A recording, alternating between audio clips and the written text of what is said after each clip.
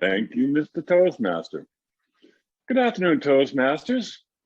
Today, I would like to call your attention to a very alarming trend involving our furry friends, our dogs. I strongly suspect that as a group, we may be severely underfeeding our dogs, our pets, our helpers. I don't have any empirical evidence to support this claim. I've arrived at this conclusion through what's called abductive reasoning. In the realm of logic, abductive reasoning can be described thusly. If it walks like a duck, quacks like a duck, it's a duck. Let me expound. In reviewing recent months of our weekly club agendas, I've been shocked to find how many have been revised at the last minute, primarily due to scheduled speaker cancellation. Let me say from the outset, no one ever need apologize for missing a Toastmasters meeting due to a serious life circumstance. That's not my message here.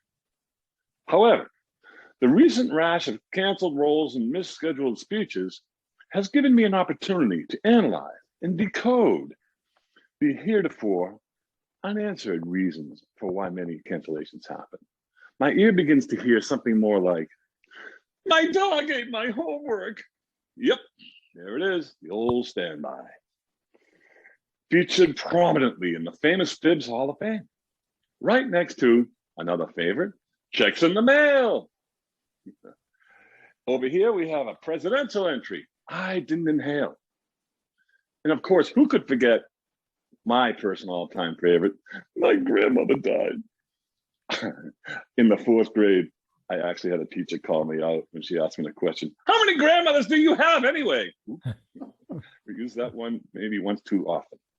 Maybe if my dog hadn't eaten so many homeworks, I could have better calculated that answer.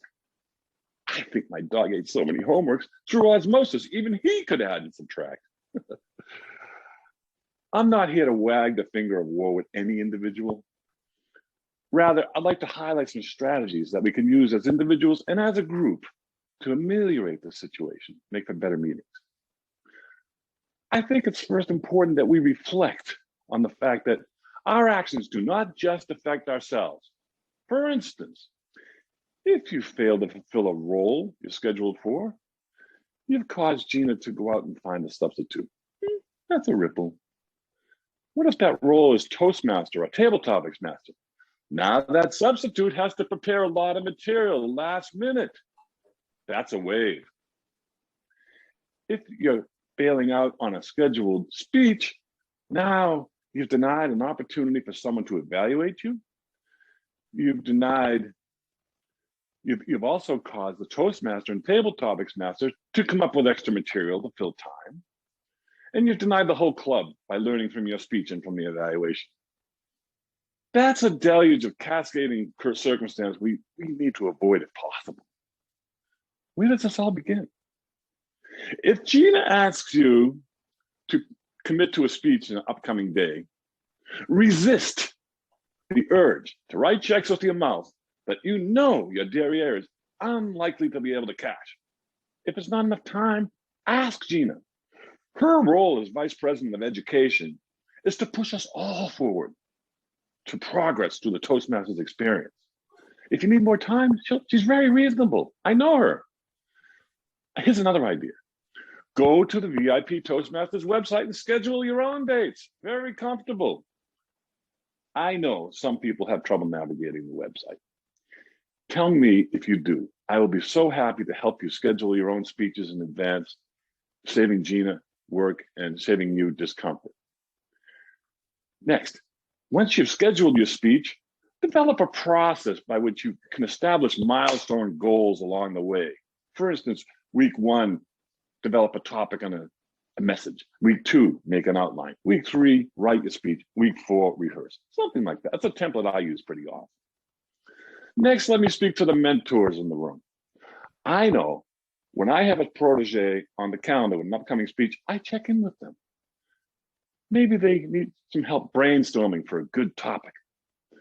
Maybe they are stumbling over an aspect of speech construction. Maybe they just want a pair of ears to listen to them rehearse. However I can help, I'm happy to. How about you most experienced Toastmasters in the room? Where's your pocket speech? If you don't know what a pocket speech is, it's one that you've probably performed more than once. You're still honing it, still polishing it. It should be ready at any time to pull out in circumstances where we need to fill some time.